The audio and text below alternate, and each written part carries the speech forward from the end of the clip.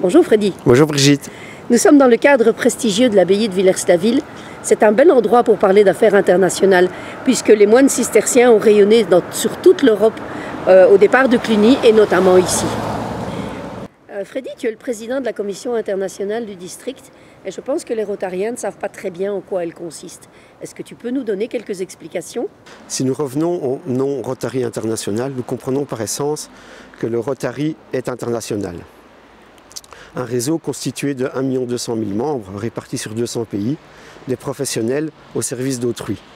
Depuis 1930, le Rotary promeut la paix, notamment en organisant et délivrant des bourses d'études pour la paix dans les universités. Le Rotary organise également de nombreuses conventions et conférences internationales qui sont des lieux de rassemblement privilégiés pour les Rotariens du monde entier. C'est pourquoi un club ne doit pas rester isolé, replié sur lui-même. Il doit s'ouvrir au monde. Les missions de la Commission internationale sont la mise en relation des clubs contacts, les relations avec les institutions internationales présentes en Belgique, les aides et le soutien dans les projets internationaux des Global Grants et District Grants, mais également les relations avec les CIP, comités interpays. La Commission internationale soutient également les amicales professionnelles de loisirs, mais également les amicales d'action ou RAG.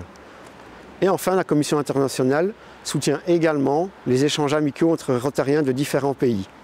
La Commission internationale sera d'ailleurs présente à la Convention mondiale pour la paix, c'est vendredi et samedi 9 et 10 février à Londres.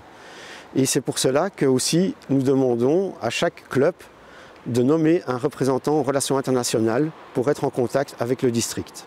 Parle-nous un peu des demandes de grants et de la mise en contact des différents clubs.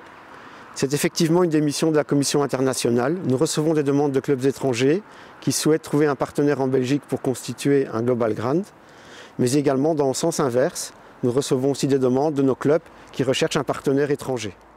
Et pour les clubs contacts, que faites-vous? C'est un peu le même mécanisme. Nous recevons également des demandes de clubs étrangers, comme par exemple le club d'Arras en France, qui recherche un partenaire en Belgique. Il y a aussi un sujet qui intrigue pas mal nos membres, les Rotary Action Group, ou RAG en abrégé. Peux-tu nous expliquer ce que c'est? Oui, les Rotary Action Group, ce sont des groupes indépendants composés de Rotariens experts qui se réunissent autour d'une même cause. Il y en a 26 reconnus par le Rotary International. Merci Freddy pour toutes ces explications. J'ajoute que l'on peut te contacter ou contacter un des membres de ta commission pour en savoir plus.